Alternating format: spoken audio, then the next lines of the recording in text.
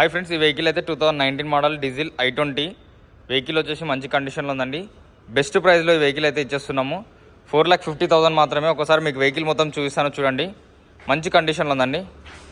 Side mirror ఒకటి వేసుకోవాలి, వేసేయమంటే కూడా అది వేసిస్తామండి. టైర్లు కూడా కండిషన్లో ఉన్నాయి కొంచెం. ఒకసారి చూసుకోవచ్చు వెహికల్ మొత్తం.